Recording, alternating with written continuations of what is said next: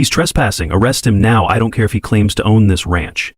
The HOA Karen shrieked at the cops she'd called on me, standing on my own property. I'd just driven 12 hours to visit my family ranch, only to be greeted by police lights and this blonde woman demanding my arrest. She stood there smirking, confident she'd won. What this small-town HOA president didn't know, back in Washington, my office wall displays photos of 300 HOA presidents I've personally sent to federal prison. My actual job? I run the department that can shut down any HOA in America with one phone call. If you're watching from your own HOA nightmare, comment your location, because this woman just made the biggest mistake of her life. My name is Nathan Hayes, and after 15 years of fighting homeowner association tyranny from behind a desk in Washington, I'd finally decided to take a break.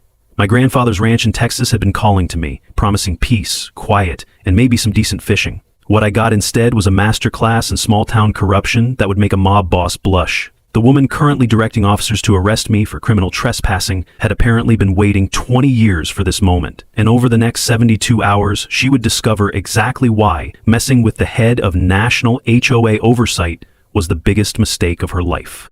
Hour 1 of what I now call the Willowbrook War began with me pulling into the ranch's gravel driveway at 9 p.m., exhausted from a 12-hour drive. The moment my truck's headlights swept across the wooden fence my grandfather had built with his own hands, I felt the tension drain from my shoulders. 3 months of dealing with a particularly nasty HOA scandal in Portland had left me running on fumes. All I wanted was to collapse in the old farmhouse, maybe grab a beer from the fridge if the power was still on, and sleep for about 16 hours straight. The universe apparently had other plans.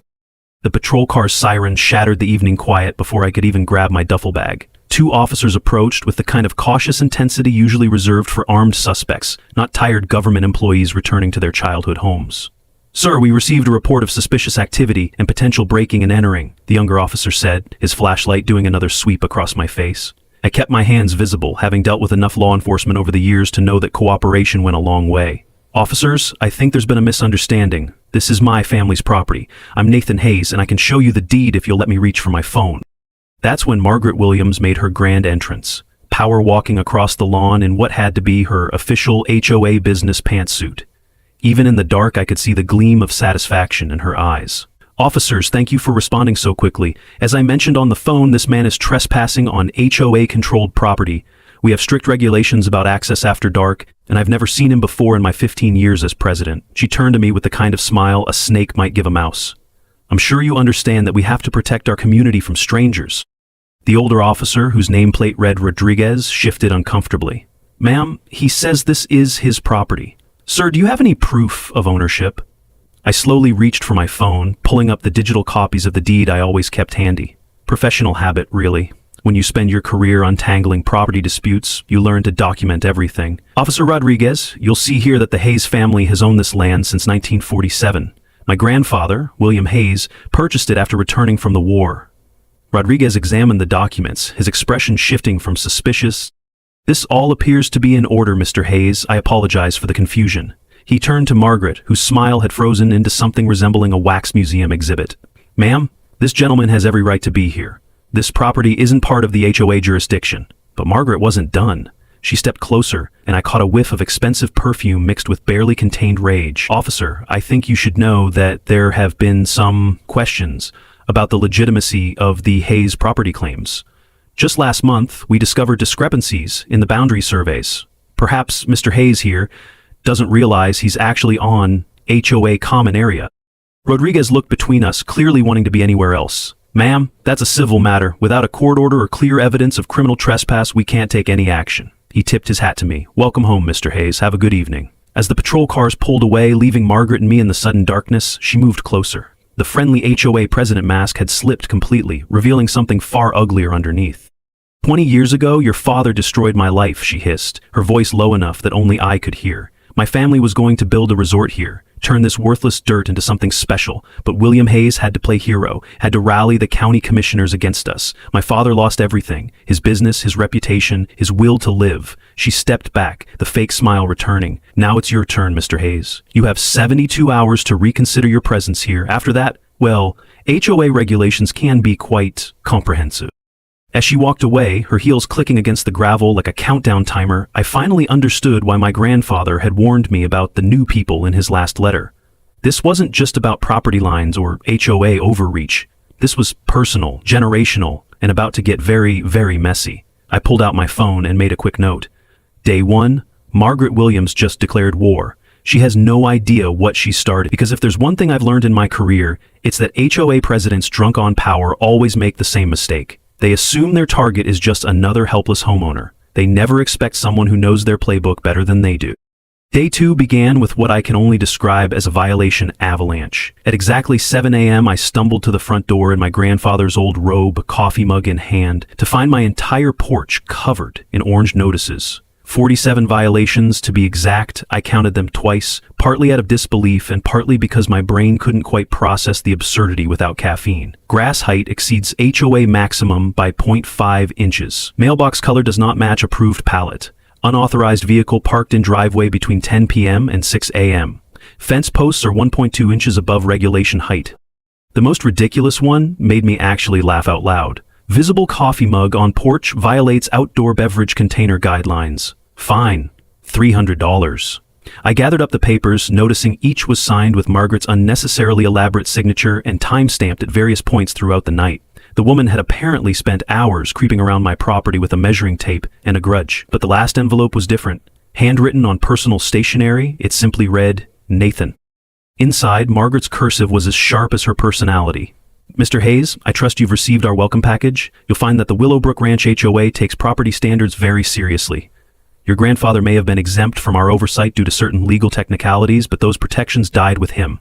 You have 70 hours remaining to consider selling. I have buyers ready to pay above market value. Don't make this harder than necessary. M. Weber, Weber, Weber. Under her initials, she'd added a postscript that made my blood run cold. P.S. Judge Harrison sends his regards. Judge Harrison. I knew that name from my files back in Washington. He'd been flagged in 3 separate HOA corruption cases, but always managed to stay just clean enough to avoid investigation. If Margaret had him in her pocket, this was bigger than a personal vendetta. I was still processing this when Linda Thompson appeared at my fence line, looking around nervously before waving me over. Mr. Hayes? I'm Linda from next door. I'm sorry to bother you, but I saw the violation notices and I had to warn you. She handed me a thick folder with shaking hands. I've been documenting everything for 2 years. Margaret's not just vindictive, she's systematic. Look at this. Inside were copies of hundreds of violations issued to various neighbors, photos of damaged property, and a spreadsheet showing a clear pattern. She targets anyone who opposes her, drives them out with fines and legal fees. Tom Bradley lost his house last year over a bird feeder. A bird feeder. He'd lived here for 30 years. Linda's voice dropped to a whisper. And it's not just the fines. Things happen. Pets go missing. Gardens die overnight. Cars get vandalized, but somehow there's never any proof. I thanked Linda and spent the next 3 hours reviewing her documentation while fielding angry texts from my boss in Washington. Apparently, Margaret had already filed a formal complaint with my department claiming I was using my position to intimidate a local HOA. The irony was almost beautiful. Here I was, trying to take a vacation, and she'd essentially forced me to investigate her. My phone buzzed with another text, this one from an unknown number. Saw you talking to the Thompson woman. Nosy neighbors tend to have accidents. 46 hours left.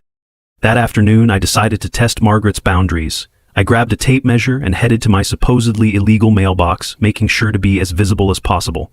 Sure enough, within minutes, a golf cart came zipping down the road. Margaret emerged wearing what I can only describe as her battle outfit. Pressed khakis, HOA logo polo, and a visor that probably cost more than most people's car payments. Mr. Hayes, I see you're addressing the violations. How wonderful. Though I should mention that any modifications require approval from the architectural committee. The next meeting is in 6 weeks. I straightened up, channeling 15 years of dealing with petty tyrants. Actually, Margaret, I was just confirming that my mailbox is exactly regulation height. Funny thing about measuring tapes, they tend to give different readings depending on who's holding them. Her smile tightened. Are you implying I falsified violations? I'm not implying anything. I'm stating that your measurements are incorrect. I'm also wondering how you managed to measure my grass at 2 a.m. According to this timestamp. Must have been tough to see in the dark. She stepped closer, lowering her voice. You think you're clever, don't you? Just like your father. He thought he was clever too, right until the end. Something in her tone made me pause. What exactly are you saying about my father? Her laugh was sharp and bitter. Oh, you don't know? Your precious daddy died of a heart attack right after our last big confrontation. The stress of fighting the inevitable, I suppose. Weak hearts run in your family, Nathan. You should be careful. The casual cruelty of it hit me like a physical blow. My father had died suddenly 5 years ago, and we'd all assumed it was natural causes. But the timing.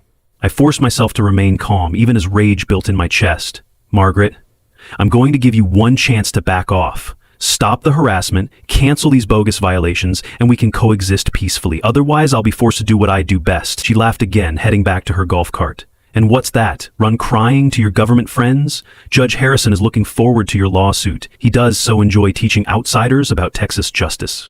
As she drove away, I realized two things. First, this went deeper than I'd thought. And second, Margaret Williams had just made a fatal error. She'd threatened my family, revealed her judicial connection, and confirmed she was dirty. In HOA warfare, that's called showing your hand too early.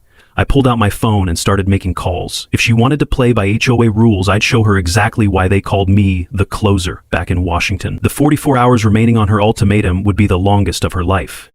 Hour 48 arrived with the kind of morning that makes you understand why people write poems about Texas sunrises. I should have been enjoying it from my porch with coffee and peace. Instead, I was staring at the destroyed remains of my grandmother's rose garden while a sheriff's deputy took photos.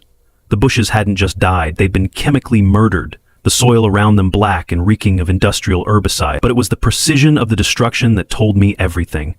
Only the heritage roses were dead. The newer plants I'd added last summer remained untouched. Mr. Hayes, I understand you're upset, but without evidence linking this to a specific person, it's vandalism by person unknown, Deputy Chin explained, clearly uncomfortable. I can file a report for your insurance. I nodded, not trusting myself to speak yet. The roses had been my grandmother's pride, cultivated from cuttings her mother brought from Ireland. Margaret had done her homework, known exactly where to strike for maximum emotional damage. What she didn't know was that I'd installed security cameras 3 hours after her threat, high definition, night vision enabled, and uploading directly to a cloud server. Back inside, I pulled up the footage on my laptop, my hand shaking slightly with suppressed rage. There it was, clear as day at 3:17 a.m. Robert Williams, Margaret's husband, skulking across my property with a spray tank. But the audio was what sealed it. Margaret's voice, tinny through his phone speaker. Remember, just the old roses. And Robert, make sure you're wearing the shoes I left out. They're 2 sizes bigger than yours. The calculation of it, the premeditation, made my stomach turn. This wasn't just HOA harassment anymore. This was targeted psychological warfare.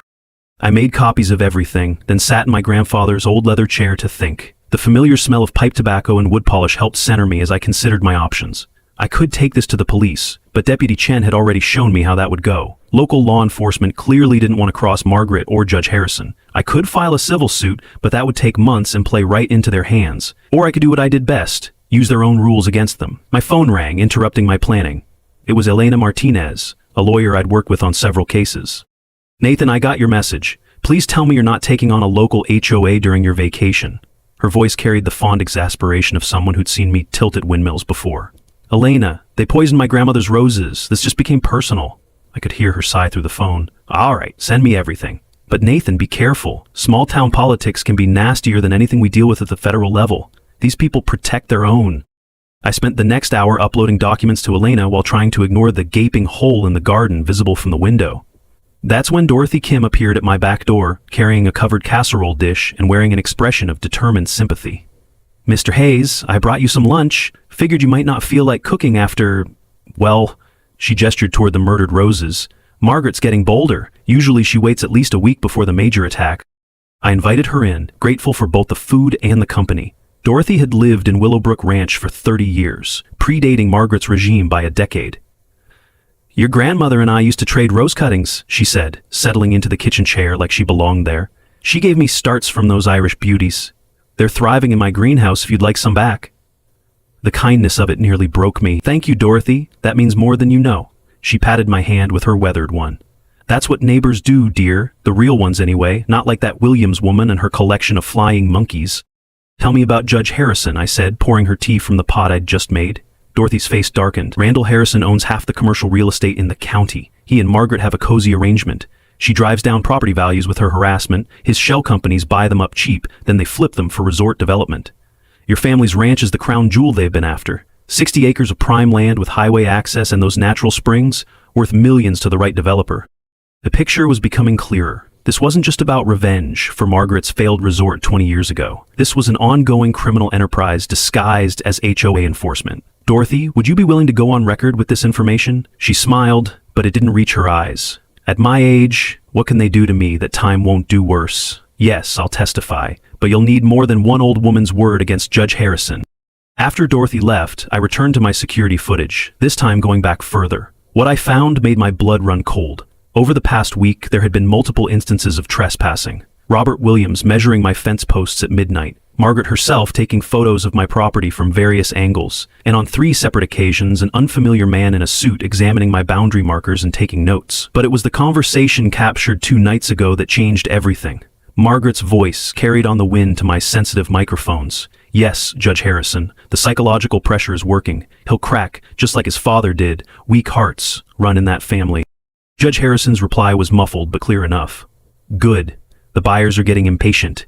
If he doesn't sell voluntarily within your timeline, we'll proceed with the judicial options. I've already prepared the emergency injunction paperwork. Some creative interpretation of the county codes should do the trick. Margaret laughed. Grandfather clauses mean nothing if we can prove health and safety violations. That old septic system alone could justify condemning the property. Just make sure your husband doesn't leave any evidence. We can't afford another Tom Bradley situation where questions get asked. I saved the audio file in multiple locations, my mind racing. They'd just confessed to conspiracy, judicial corruption, and possibly murder if their comments about my father were what I suspected. But I needed more. I needed them to incriminate themselves beyond any reasonable doubt. As if on cue, my phone buzzed with another text from the unknown number. 24 hours left, Nathan. I hope you've been thinking about our offer. Your family cemetery plot looks so peaceful. Your father certainly thought so. The cruel implication made my decision for me. I opened my laptop and began typing an email to my boss in Washington. Davidson, I need you to quietly pull everything we have on Judge Randall Harrison and the Willowbrook Ranch HOA. Also, send me the contact information for our friends at the FBI's Public Corruption Unit.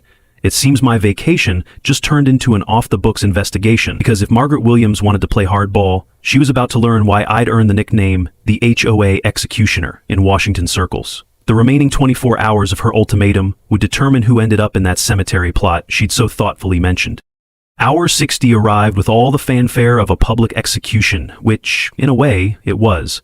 Margaret had called an emergency HOA meeting, scheduling it for exactly 72 hours after her initial threat.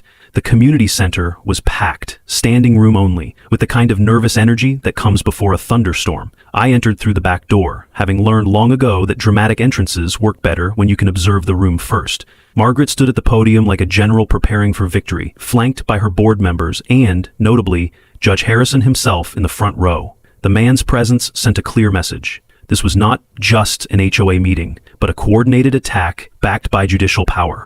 Thank you all for attending this emergency session, Margaret began, her voice carrying the false concern of a practiced manipulator.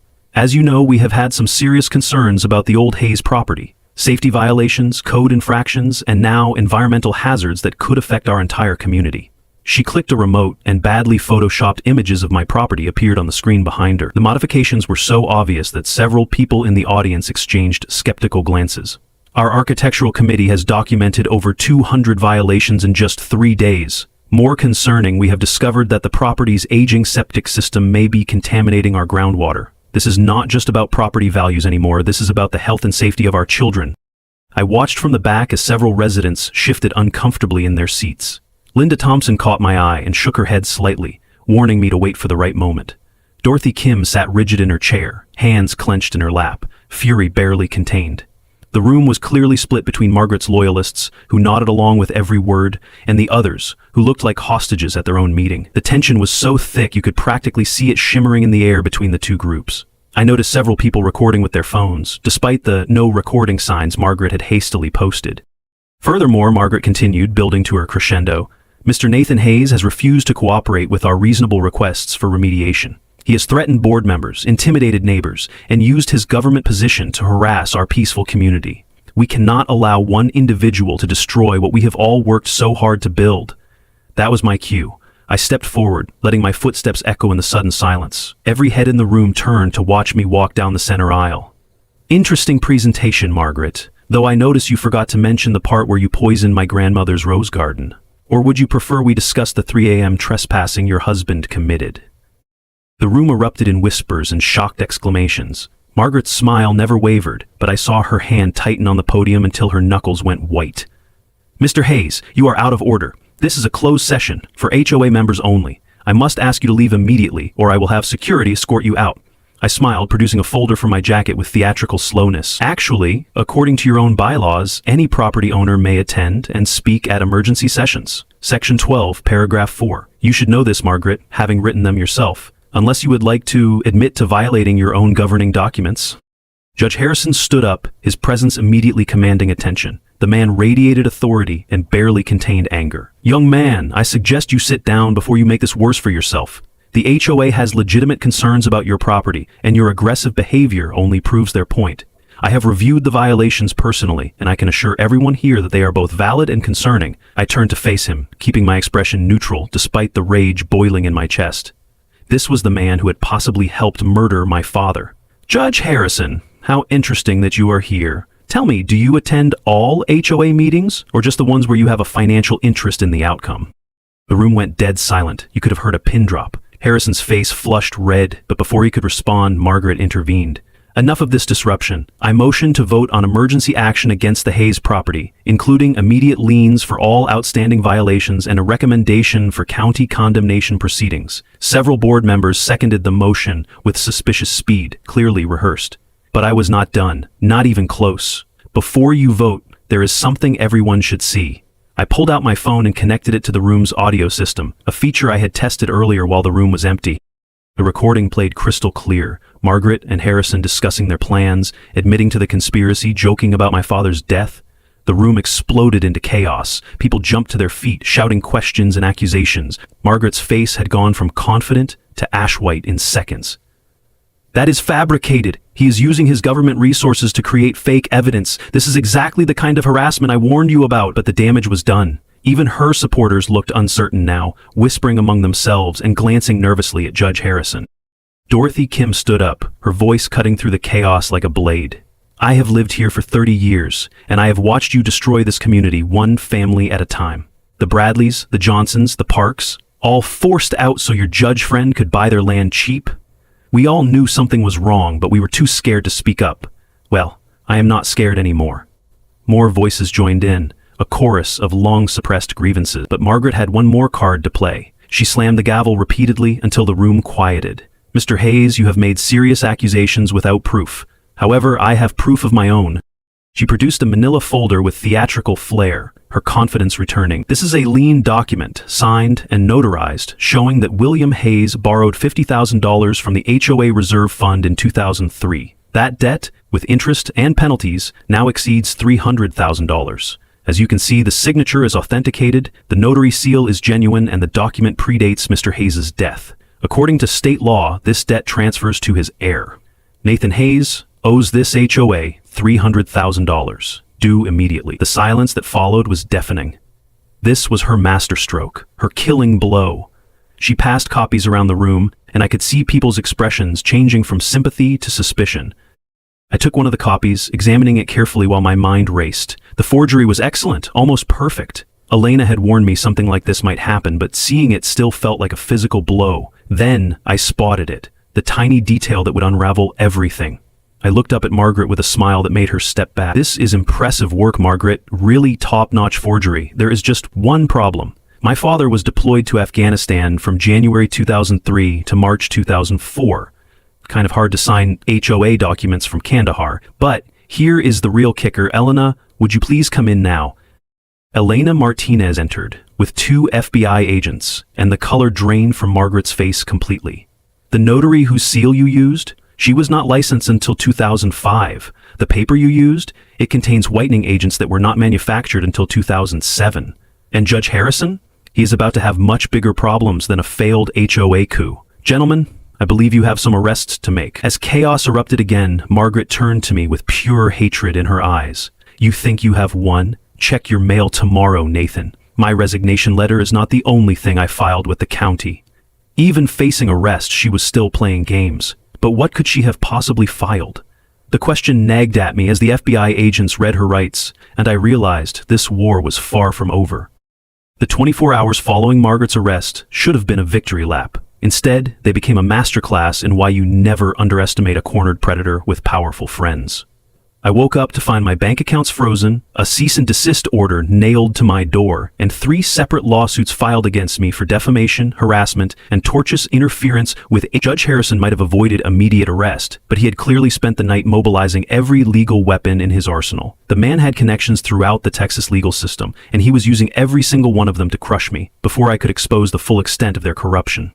"Nathan, this is bad," Elena's voice crackled through my phone as I stood in my kitchen, staring at the legal papers covering my table like a blanket of threats. "Harrison has filed an emergency injunction, claiming your property poses an imminent health hazard. He has fast-tracked a hearing for tomorrow morning, and guess which judge is presiding? His golf buddy, Judge Thornton. They are trying to condemn your property before the FBI investigation gains traction. If they can force a sale, the proceeds would go to settling your supposed debt to the HOA. I poured myself coffee with hands that were not quite steady, processing the full scope of their counterattack. This was the nuclear option, the kind of all-out assault that destroyed lives and left families ruined. But Harrison had made a critical error in his rage and desperation. He had assumed I was just another government bureaucrat who would fold under pressure. He did not know about the war chest of favors I had accumulated over 15 years, or the very specific phone call I was about to make. "Elena, I need you to file for an emergency change of venue. Federal court, not state. We are invoking diversity jurisdiction and claiming this is part of an ongoing federal investigation. Also, call Davidson. Tell him it is time to activate the nuclear option." While Elena worked her legal magic, I decided to play offense rather than sit back and wait for the next attack. Harrison might have frozen my official accounts, but he had not discovered the emergency fund I kept in cryptocurrency, a paranoid habit from years of dealing with corrupt officials who love to weaponize the banking system. I quickly converted enough to cover immediate expenses and hired Marcus Chen, a forensic accountant I'd worked with on several high-profile cases. "Marcus, I need you to tear apart the Willowbrook Ranch HOA's finances. Every transaction, every deposit, every sketchy journal entry for the past 5 years. Start with the periods right before each foreclosure." Marcus was the kind of accountant who treated financial fraud like a personal insult to mathematics itself. "Send me the login credentials and give me 6 hours. If there is dirt, I will find it." While Marcus worked his numerical magic, I drove to the county courthouse, not to fight the injunction but to do something far more dangerous: pull public records. Every property transaction, every lien filed, every foreclosure in Willowbrook Ranch for the past decade. The nervous clerk, Timothy, clearly recognized me from whatever gossip was already spreading through the small town. "Sir, I have been instructed that certain records are sealed pending investigation," he stammered, sweat beading on his forehead. I smiled, channeling years of dealing with obstructive bureaucrats. "Timothy, are you familiar with the Texas Public Information Act? Because unless there is a specific court order sealing these records, you are required to provide them. Would you like me to call the state attorney general's office to clarify?" The records painted a damning picture that made my stomach turn. Over 10 years, 23 properties had been foreclosed on for HOA violations. Every single one had been purchased by companies traceable to Harrison. The pattern was so obvious it was insulting to anyone with basic math skills. But patterns were not proof, and I needed something concrete. That is when Providence intervened, in the form of Robert Williams, sitting in his car in the courthouse parking lot, looking like a man whose world had imploded. I approached carefully, noting his red eyes and shaking hands. This could be a trap, but instinct told me otherwise. "Robert, I am sorry about how this played out. I know you were just following Margaret's orders," I said gently. He laughed bitterly, the sound carrying 20 years of resentment. "Following orders. That is what I have been doing for 20 years. Do you know what it is like, living with someone who sees everyone as either a tool or an obstacle?" The dam broke, and the words poured out in a torrent. "I have recordings. Years of them. Started doing it to protect myself when she began threatening to destroy me if I ever left. She liked to brag about her schemes when she had been drinking. Harrison, the foreclosures, everything." He pulled out a flash drive, his hand trembling as he handed it to me. "There is something else, about your father. The stress did not kill him, Nathan. Margaret had been poisoning him. Small doses of digitalis in his coffee whenever he visited the community center. She called it her heart attack special, said it was untraceable after the fact." The world tilted on its axis. I gripped the car door to steady myself, rage and grief warring in my chest. My father had been murdered, and his killer had been gloating about it for years. "I will testify," Robert said quietly. "I will give you everything. The recordings, the documents she kept in our safe, all of it." Just then, my phone exploded with text from Marcus. "Jackpot, call me now." Marcus had found the smoking gun we desperately needed. "Nathan, they have been embezzling for years. Fake vendor payments, ghost contractors, the whole 9 yards. But here's the beautiful part. They got sloppy during COVID. Margaret authorized payments to a cleaning company that did not exist, owned by a corporation registered to Judge Harrison's wife. Over $800,000 in fraudulent payments over 18 months. This is RICO territory. Racketeering, conspiracy, fraud, and with Robert's testimony, possibly murder. That evening my phone rang with a blocked number. I knew who it would be before I answered. Nathan Hayes, Harrison's voice oozed false confidence. You are playing a dangerous game. Margaret might have been careless, but I have been doing this for 30 years. You have no idea how deep this goes. I laughed, surprising both of us. Judge Harrison, you still do not get it. You have been playing small-town tyrant so long you have forgotten how the real world works. By tomorrow morning, the FBI, the IRS, and the Texas Attorney General will all have copies of your financial records. Your house of cards is about to collapse. The silence stretched before he spoke again, the confidence cracking like thin ice. What do you want? His voice had lost all its authority, reduced to the whimper of a cornered criminal. Justice for my father, prison time for everyone involved, and every family you destroyed made whole again. That is non-negotiable. I hung up before he could respond, then immediately called Elena. We have them. Robert turned state's evidence, and Marcus found financial crimes that make Enron look subtle. How fast can you get this to the FBI? As I sat on my porch that night, I felt my father's presence strongly. Tomorrow would bring the final battle, but tonight, for the first time since this started, I knew we would win. The empire they had built on cruelty and corruption was about to come crashing down, and I would be there to watch every brick fall. The federal courthouse in Austin stood like a fortress of justice against the morning sky, its limestone columns glowing in the early sunlight. I adjusted my tie one final time before entering, flanked by Elena and 2 FBI agents who had become my constant shadows. The security checkpoint buzzed with unusual activity. Apparently, our little drama had attracted media attention from across Texas. Small-town HOA corruption exposed made for irresistible headlines, especially when it involved a federal investigation and potential murder charges. The courtroom was packed beyond capacity, with overflow crowds watching on monitors in adjacent rooms. I spotted Dorothy Kim in the gallery, wearing her Sunday best and giving me an encouraging nod. All rise for the Honorable Judge Patricia Reeves, the bailiff announced, and I felt a wave of relief wash over me. Reeves had a reputation for being incorruptible and having zero tolerance for judicial misconduct. Harrison's influence definitely did not extend to her courtroom. As we took our seats, I noticed Margaret being led in through a side door, orange jumpsuit replacing her HOA power suits. She looked smaller somehow, diminished without her carefully constructed authority. Her eyes found mine across the room, and for a moment I saw not the tyrant who had terrorized a community, but a bitter woman consumed by generational hatred. The transformation was striking and somehow deeply satisfying. Elena rose to present our case, her voice clear and confident as steel. Your Honor, what began as a simple property dispute has revealed a complex web of corruption extending through multiple levels of local government. We have evidence of embezzlement, racketeering, judicial corruption, and potentially murder. The defendants used the Willowbrook Ranch HOA as a criminal enterprise to illegally seize property and enrich themselves at the expense of law-abiding citizens. She clicked a remote, and the courtroom screens filled with damning financial records. Over the past decade, the HOA collected over $3 million in fines and fees, of which approximately 40% cannot be accounted for through legitimate expenses. This money was systematically diverted to shell companies owned by Judge Harrison and his associates. The prosecution then played Robert Williams's recordings, his late-night confessions echoing through the silent courtroom. Margaret's voice, slurred with wine and cruelty, described poisoning my father with clinical detachment. The digitalis is perfect because it mimics natural heart failure, a little in his coffee each week, and eventually the heart just gives up. No autopsy, no questions, just another old man with a bad ticker, just like we planned. Several people in the gallery gasped audibly. I forced myself to remain stone-faced even as my hands clenched into fists under the table. This was the first time I had heard the full recording, and the casual evil of it was staggering.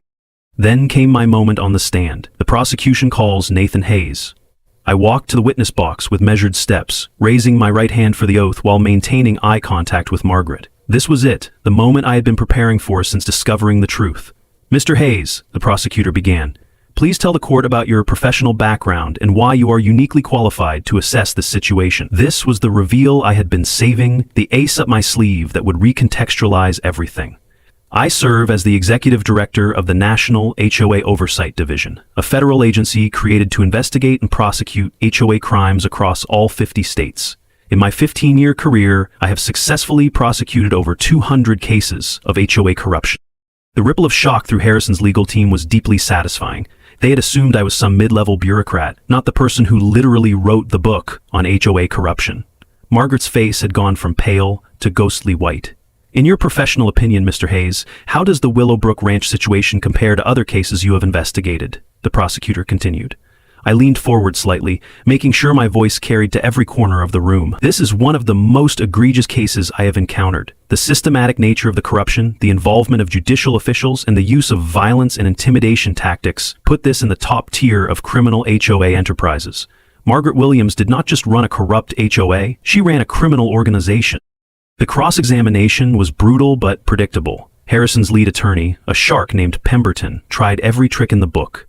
Mr. Hayes, is it not true that you used your government position to target my clients out of personal vendetta? He asked, his voice dripping with false concern. No, sir. I was on vacation when your clients targeted me. I did not use any government resources until after they committed multiple crimes, including destruction of property and attempted fraud. Every action I took was in response to their criminal behavior, not the other way around.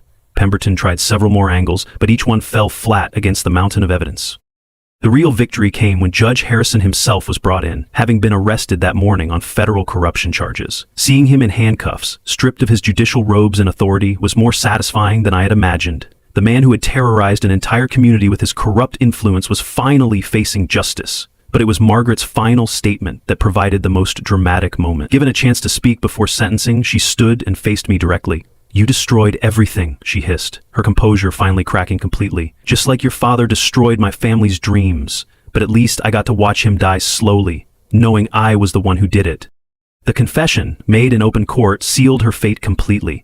Judge Reeves' voice was grave as she delivered her ruling. I have presided over many cases in my career, but rarely have I seen such calculated cruelty. The evidence shows a conspiracy that perverted the justice system itself. While the jury will determine guilt on the criminal charges, I am issuing immediate rulings on the civil matters. All HOA liens and violations issued during Margaret Williams' tenure are hereby vacated. All properties seized through HOA foreclosure proceedings must be returned to their original owners or their heir with compensation for lost equity. This court will not allow the fruits of such corruption to stand. The courtroom erupted in cheers and sobs of relief. Families who had lost everything were getting their homes back. But I kept my eyes on Margaret as the weight of her defeat finally hit her. The empire she had built on cruelty and corruption had collapsed in a single morning. As court officers prepared to lead her away, she turned to me one last time. This is not over, she whispered, but the threat felt empty now. Then my phone buzzed with a text from an unknown number. Mr. Hayes, my name is Patricia Williams, HOA president from Colorado. We have a situation. Margaret Chen was my mentor. The war for Willowbrook Ranch might be over, but apparently the corruption ran deeper than anyone had imagined. Should I help, or was this another trap? One thing was certain. My fight against HOA corruption was far from finished. 6 weeks later, I stood in the driveway of 1423 Willowbrook Court, holding a set of keys that felt heavier than their weight suggested. The moving truck behind me contained the entire lives of Margaret and Robert Williams, packed up and ready for their journey to a small apartment in Houston, the only place Margaret could afford, with her assets frozen and her legal bills mounting. The irony wasn't lost on anyone. The HOA president who'd driven so many from their homes was now being evicted from hers, and the man she'd tried to destroy was her landlord. I still can't believe you bought it, Dorothy Kim said from beside me, holding a potted rosebush, a cutting from the Irish beauties we'd managed to propagate from her preserved collection. Seems fitting, though. Your grandmother always said the best revenge was a life well lived. I smiled, watching as Margaret emerged from the house for the final time. Prison had aged her a decade in just 6 weeks. The preliminary hearings had not gone well, and her lawyer had advised preparing for a lengthy sentence. She walked past without acknowledging me, but Robert stopped, looking healthier than I'd seen him since this all began. Thank you, he said quietly, for letting me testify, for helping me get immunity. I know I don't deserve forgiveness, but I'm trying to make things right. He'd already begun working with the FBI to unravel other HOA corruption schemes, his insider knowledge proving invaluable. Everyone deserves a second chance, Robert. Use yours well.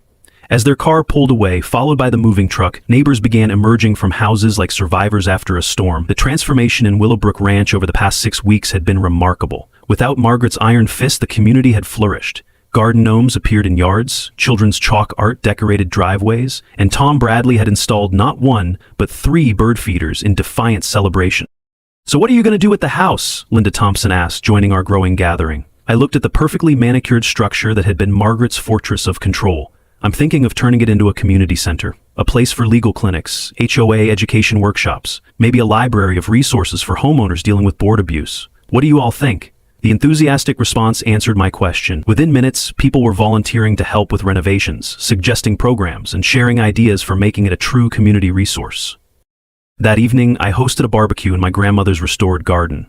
The new rose bushes were small but healthy, planted in soil that had been professionally remediated and blessed by Dorothy in what she called an exorcism of negativity. The entire neighborhood showed up, bringing dishes and stories and laughter that hadn't been heard in Willowbrook Ranch for years. Judge Harrison's corruption trial was set to begin next month, with dozens of additional charges added as the investigation expanded.